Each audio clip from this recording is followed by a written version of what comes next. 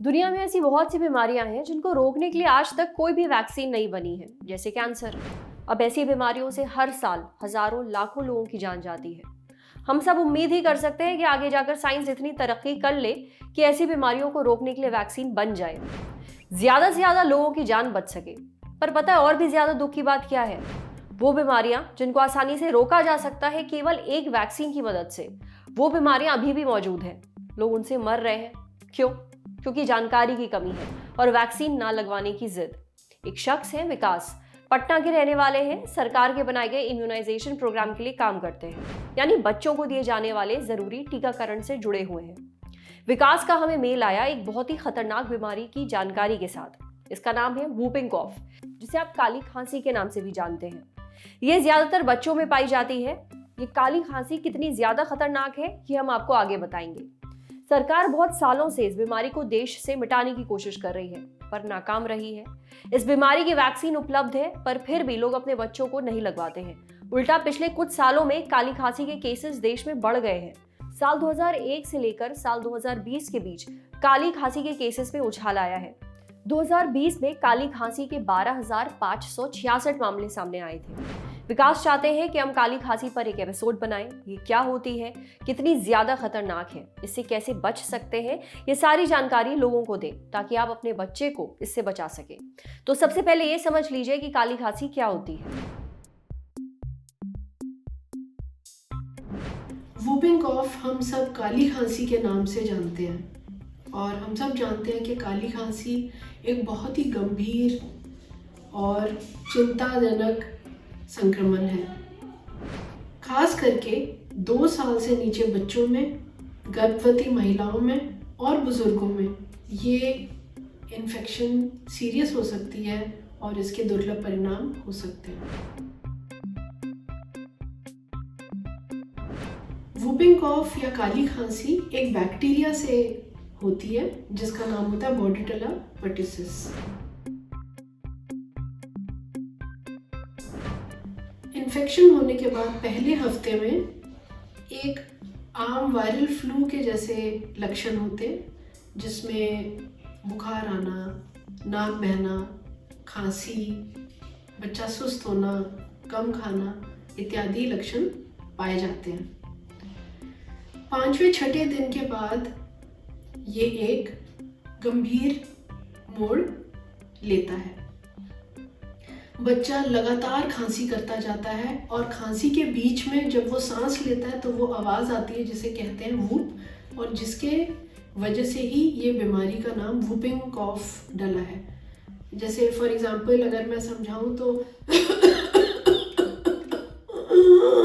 और ये जो खींच के बच्चा सांस अंदर लेता है वो आवाज़ की वजह से इसका नाम काली खांसी या वूपिंग कॉफ डला है। खांसी इतनी ज़्यादा होती है कि बच्चे का मुंह लाल हो सकता है, आंखों में पानी और आंखों में नसें फटने की वजह से, चेहरे पे नसें, ब्लड वेसल्स या नसें फटने की वजह से लाल हो सकती हैं आंखें और लाल हो सकता है चेहरा। खांसी इतनी लगातार और इतनी ज़्यादा हो सकती है कि कभी कभी पसलियों में फ्रैक्चर हो सकता है, हर्नियाज हो सकते हैं क्योंकि पेट का प्रेशर बढ़ा हुआ है। बाकी कॉम्प्लिकेशंस हो सकते हैं कि बच्चे को सांस लेने में दिक्कत आए, उसका ऑक्सीजन लेवल कम हो और बच्चा नीला पड़ने लगे। कभी कभी कन्वल्जन्स या दौरे भी पड़ सकते हैं क्योंकि ब्लड में ऑक्सीजन की मात्रा काफ़ी कम हो जाती है, और ये खांसी 3-4 हफ्तों तक लगातार चलती जा सकती है। अब ये बीमारी से कैसे बचाव किया जाए?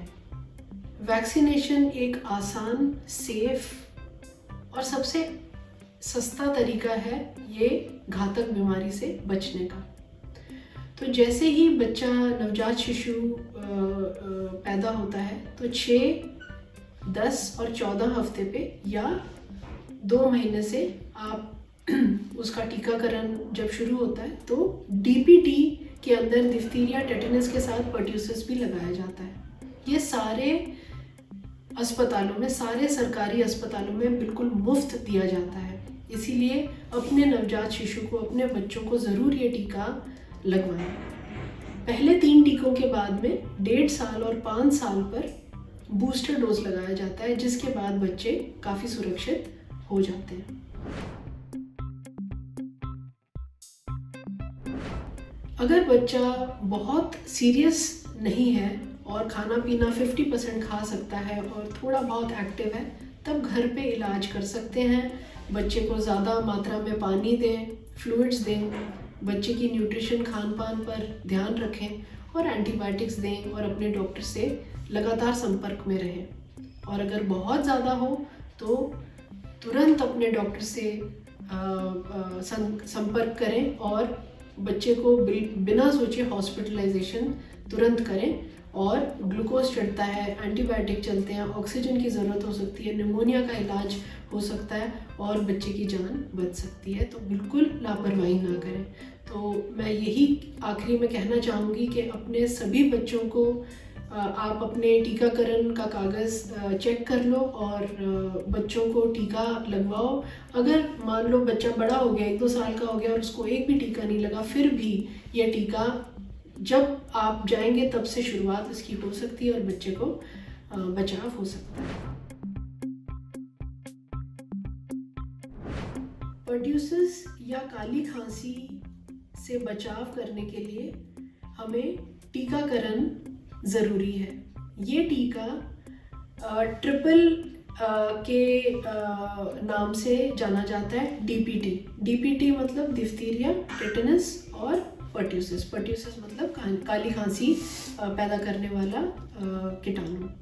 तो डीपीटी का टीका बहुत आसानी से सारे सरकारी अस्पतालों में, सारे पेरिफेरल हेल्थ सेंटर्स में लगता है और मुफ्त लगता है। तो आप ज़रूर अपने बच्चों को ये टीका लगवाएं और अगर नहीं लगा है तो अपने डॉक्टर से संपर्क करें और जल्द से जल्द लगवाएं। काली खांसी यानी वूपिंग कॉफ कितना खतरनाक है ये तो आपको समझ में आ ही गया होगा। इसका बचाव बहुत ही आसान है, एक वैक्सीन। इसलिए अपने बच्चों को ये वैक्सीन जरूर लगवाइए, अपने बच्चों को इस बीमारी से बचाइए। अब बढ़ते हैं सेहत के अगले सेगमेंट की तरफ। अगर आपका वजन अचानक से बढ़ गया है तो जानिए क्या हो सकती हैं वजहें। एक्सरसाइज न करना, अपनी मन मर्जी का खाते रहना, अपनी सेहत पर ध्यान ना देना और एक दिन अचानक से नोटिस करना कि भाई कपड़े बहुत टाइट होने लगे हैं, फिर अपना वजन नापना और देखना कि 5 से 10 किलो वजन बढ़ गया है। ऐसा हम में से ज्यादातर लोगों के साथ होता है और ये बहुत ही आम बात है। पर जब यह अचानक होता है यानी वजन एकदम से बढ़ जाता है तो थोड़ा ध्यान देने की जरूरत है, क्योंकि हो सकता है ऐसा आपकी डाइट की वजह से नहीं, किसी और कारण से हो रहा हो। अब क्या है वो वजह, ये हमें बताया डॉक्टर रेखा गुप्ता ने। डॉक्टर रेखा गुप्ता बताती हैं कि कई बार अचानक से वजन बढ़ने लगता है। अब वजन क्यों बढ़ रहा है जबकि खाना उतना ही खाया जा रहा है, एक्सरसाइज भी पहले की तरह हो रही है, फिर भी वजन बढ़ते जा रहा है? तो इसके पीछे कई कारण होते हैं। पहला कारण है हाइपोथायरॉयडिज्म। इसका मतलब है थायराइड ग्लैंड यानी थायराइड ग्रंथि का ठीक से काम नहीं करना। एक हार्मोन होता है जिसे कहते हैं थायरॉक्सिन। इसका काम होता है मेटाबॉलिज्म को ठीक रखना, बैलेंस में रखना। अगर वो कम मात्रा में बन रहा है तो आपको हाइपोथायरॉयडिज्म हो सकता है। दूसरा कारण है PCOS यानी पॉलिसिस्टिक ओवरी सिंड्रोम। इसमें भी हार्मोन का डिसबैलेंस हो जाता है, इंसुलिन का डिसबैलेंस हो जाता है और उसके कारण भी वेट बढ़ने लगता है। तीसरा कारण है डायबिटीज। डायबिटीज में इंसुलिन रेजिस्टेंस होता है यानी आपके शरीर में मौजूद सेल्स आपके खून में मौजूद ग्लूकोज का इस्तेमाल नहीं कर पाते हैं। इंसुलिन रेजिस्टेंस के कारण वेट बढ़ने लगता है। चौथा कारण है मेनोपॉज। कई महिलाओं में मेनोपॉज शुरू होने के 1 से 3 साल तक मेनोपॉज से जुड़ी समस्याएं होती हैं। इसमें भी हार्मोनल डिसबैलेंस हो जाता है जिससे वेट भी बढ़ने लग जाता है। एक और कारण है स्ट्रेस। जब इंसान बहुत ज्यादा स्ट्रेस में होता है तब कॉर्टिसोल नाम का एक हार्मोन शरीर में ज्यादा बनता है। कॉर्टिसोल बढ़ने से भी वेट बढ़ने लगता है। पर अगर आपका वेट अचानक से बढ़े जा रहा है तो ध्यान दें, ऐसा होने के पीछे कोई हेल्थ प्रॉब्लम जिम्मेदार हो सकती है, इसलिए किसी एक्सपर्ट से कंसल्ट जरूर करिए। समझे? अब बारी सेहत के आखिरी सेगमेंट की, खुराक, एक झक्कास सी हेल्थ टिप। आपने कभी स्टार फ्रूट यानी कमरख खाया है? जानिए इसके फायदों के बारे में। साथ ही ये भी जान लीजिए कि किन लोगों को ये फल नहीं खाना चाहिए। कमरख को स्टार फ्रूट भी बोलते हैं। अब इसके क्या फायदे हैं और किन लोगों को ये फल नहीं खाना चाहिए, ये जानने के लिए हमने बात की डाइटिशियन श्रेया से। वो बताती है कि स्टार फ्रूट में एंटी इंफ्लेमेटरी प्रॉपर्टीज यानी इन्फ्लेमेशन या फिर सूजन को कम करने की प्रॉपर्टीज होती हैं। इसमें फाइटोकेमिकल्स यानी पौधों में पाए जाने वाले अच्छे केमिकल्स होते हैं। ये ब्लड प्रेशर को बढ़ने नहीं देता है, इसलिए बीपी के मरीज दिन में एक बार इस फल को खा सकते हैं। ये डाइजेशन यानी अच्छे पाचन में मदद करता है। कमरख में भरपूर पानी और फाइबर होता है। इसमें घुल सकने वाले और नहीं घुल सकने वाले दोनों तरह के फाइबर मौजूद होते हैं। इससे डाइजेस्टिव सिस्टम यानी आपका जो पाचन तंत्र है वो अच्छे से काम करता है। स्किन और बालों के लिए भी फायदेमंद होता है।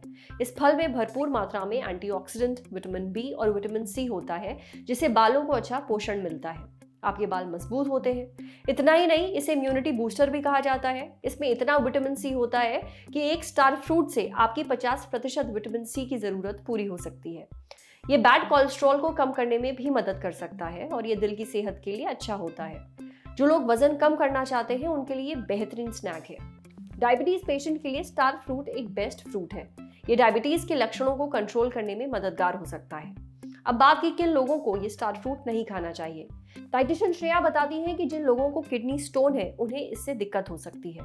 कच्चे कमरख में ऑक्सलेट इतना ज्यादा होता है कि उल्टी तक हो सकती है। इसमें विटामिन के भी ज्यादा होता है। अगर आप किसी गंभीर बीमारी की कोई दवा लेते हैं तो कुछ समस्याएं आपको हो सकती हैं। इसलिए ऐसे लोगों को अपने डॉक्टर या फिर डाइटिशियन से पूछ कर ही ये फल खाना चाहिए। आज सेहत पर इतना ही। अगर आप एक डॉक्टर हैं, हमसे कुछ शेयर करना चाहते हैं तो जो ईमेल आईडी इस वक्त आपको अपनी स्क्रीन पर दिख रही है उस पर हमें एक मेल भेज दीजिए। ये वीडियो फेसबुक पर देख रहे हैं तो हमारे फेसबुक पेज को लाइक करिए। यूट्यूब पर देख रहे हैं तो हमारे चैनल को सब्सक्राइब करिए। बेल आइकन पर जरूर क्लिक कर दीजिए ताकि जब भी हम कोई नया वीडियो अपलोड करें तो उसका नोटिफिकेशन आप तक सबसे पहले पहुंचे। शुक्रिया।